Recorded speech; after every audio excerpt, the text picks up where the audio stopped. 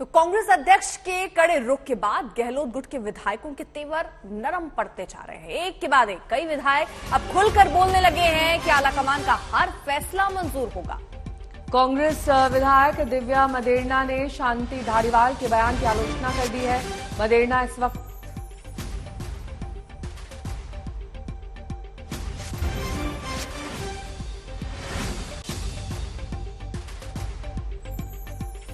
तो विधायक दिव्या मदेरणा ने धारीवाल की आलोचना की है। कांग्रेस अध्यक्ष सख्त रुख के बाद नरम पड़ गए हैं कई एमएलए।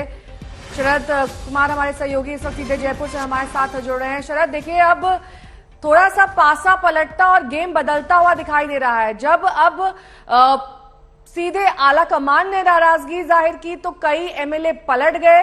कौन कौन है वो लोग जो अब पहले अपने बयानों से उनका रुख बदला हुआ नजर आ रहा है? देखिए, जिस तरह से यहाँ पर लगातार पिछले कई दिनों से सियासत चल रही थी, एमएलए के पलटने का सिलसिला जारी है। और सबसे बड़ी बात है कि जिस तरह से वहां कहा गया था कि इतने सारे विधायक हमारे साथ हैं, वो पलटने लगे हैं। हमारे साथ दिव्या मदेरणा है। दिव्या मदेरणा जी, आप बताइए कि कौन गद्दार है, कौन वफादार है? क्योंकि इस तरह का चल रहा है कि कांग्रेस में कि शांति धारीवाल कह रहे हैं कि गद्दारों को हम सीएम नहीं बनने देंगे। अभी के जो घटनाक्रम में गद्दारी करी है वो तो स्वयं शांति धारीवाल और महेश जोशी जी ने करी है। संसदीय कार्य मंत्री होकर और चीफ विप होकर सीएलपी की मीटिंग में नहीं आते। वो अपने यहां पर स्टेज सजाते हैं, भाषणबाजी करते हैं, हाईकमान के खिलाफ बयानबाजी करते हैं। उनके शब्द देखे आपने क्या थे? हाईकमान ऐसे नहीं मानेगा, हाईकमान बता दे। अरे क्या बताते? उसी हाईकमान के वर्धस से आप 98 में कबीना मंत्री रहे, उसी हाईकमान के वर्धस से आप 2018 में मंत्री रहे, उसी हाईकमान के वर्धस से आप 2008 में मंत्री रहे, और आप आज हाईकमान को धत्ता बता रहे हैं। इतने बड़े हो गए आप। महेश जोशी जी एक पद और दो पद की बातें करने वाले, कैबिनेट रैंक के 2 पद लेकर बैठे। कैबिनेट रैंक के कोई क्यों नहीं पूछता? क्यों? ऐसे क्या उनमें हीरे जड़े हैं जो 2 पद लेके बैठेंगे? वो खुद फोन करते हैं विधायकों को कि सीएलपी की मीटिंग है 7 बजे, मुख्यमंत्री आवास पहुंचिए, और खुद ही नदारत हो जाते हैं और खुद अगले दिन दूसरे विधायकों को फोन कर शांति धारीवाल जी के घर बुलाते हैं। ठीक है, आपने बुला लिया, लेकिन फिर आप आते सीएलपी की मीटिंग में क्यों नहीं आए? आज अगर सबसे ज्यादा कोई विक्टिम है तो कांग्रेस का कार्यकर्ता हो रहा है, और इसके लिए अगर कोई जिम्मेदार है तो शांति धारीवाल और महेश जोशी जी। तो अजय माकन पर आरोप लगा रहे हैं कि वो सचिन पायलट के सीएम बनाने के लिए साजिश करने आए थे। अच्छा, उनके पास में कौन सा ब्रह्मास्त्र है कि उनको पता लग गया कि ऐसा होगा? कैसे मान लिया उन्होंने?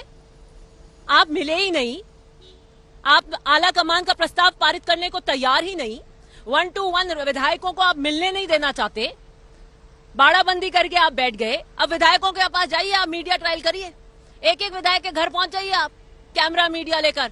मैं बता दूं, अगर कोई भी विधायक ये कहे कि हम आला कमान के निर्णय के साथ नहीं, आप देखिए आज आ रहा है, सब निकल कर आ रहे हैं, क्योंकि आपने भ्रम का जाल, झूठ का जाल फैलाकर उनको बुलाया, वहां पर एक आवरण वहां पर बनाया, और आप हाईकमान को धत्ता बताना चाहते हैं क्योंकि आपके पॉलिटिकल इंटरेस्ट को उनको कुछ लगा होगा कि सूट नहीं होता, इसलिए ये घटनाक्रम उन्होंने किया। वो कह रहे हैं एक लाइन का प्रस्ताव क्या होता है? एक लाइन का प्रस्ताव हम नहीं मानेंगे। एक लाइन का प्रस्ताव वो होता है जो 1998 में पारित हुआ था, जब इनको सीएम बनाया गया।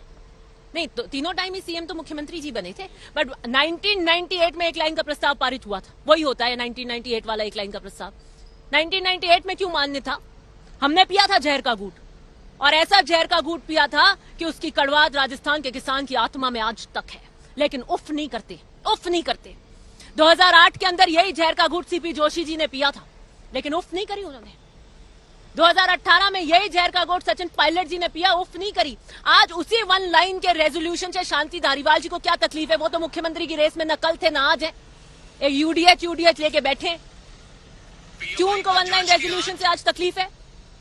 अपनी जमीनी राजनीतिक जमीन को डुलमुल होते जब वो देख रहे हैं तो इस तरीके से पार्टी विरोधी गतिविधियां कर रहे हैं। अजय माकन जी ने स्पष्ट कर दिया कि 1 लाइन का प्रस्ताव पारित कराने आए थे और एक विधायक से उनकी राय लेकर सोनिया जी को देते, और सोनिया जी किसी का भी नाम अनाउंस करें हमें मान्य होना चाहिए। क्यों नहीं होना चाहिए? जो कह रहे हैं 102 में होना चाहिए, ये गद्दार हैं, ये हैं, वो हैं, क्यों फिर 98 के अंदर हम क्यों मानते हैं वो जो निर्णय हुआ? क्यों माना 2008 के अंदर सीपी जोशी जी ने? क्यों माना 2018 के अंदर सचिन पायलट जी ने? इसलिए माना कि हम सब कांग्रेस के अनुशासित कार्यकर्ता हैं। सियासत भी खेल ही है जहां जीत के लिए हर दांव चले जाते हैं, विरोधी को हराने के लिए तमाम तिकड़म अपनाए जाते हैं। राजस्थान में भी कुछ ऐसा ही हुआ है। कांग्रेस ने नए मुख्यमंत्री की कवायद में हर खेल खेल लिया है। और सियासत में बदलाव की वानगी जयपुर को पोलो मैदान पर भी ले गई, जहां गहलोत गुट के मंत्री खेलते खेलते मैदान में धड़ाम हो गए।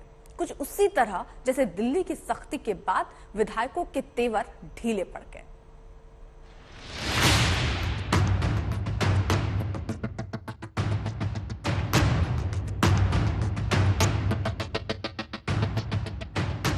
जोर आजमाइश है, गोल दागने की जिद है, प्रतिद्वंदिता है, उड़ना है, गिरना है। राजस्थान की सियासत भी पोलो की तरह हो गई है। राजस्थान संकट पर आला कमान के तेवर सख्त हुए तो चुनौती देने वाले गहलोत के खिलाड़ी भी कुछ इसी अंदाज में धड़ाम हुए। पोलो के इस मुकाबले में गहलोत के खासम खास और खेल मंत्री अशोक चांदना और घोर समर्थक निर्दलीय विधायक संयम लोढ़ा मैच खेल रहे हैं, तो राजस्थान विधानसभा के स्पीकर सीपी जोशी दर्शन दीर्घा में हैं, जिनके पास गहलोत गुट के विधायकों ने इस्तीफा सौंपकर दबाव बनाया।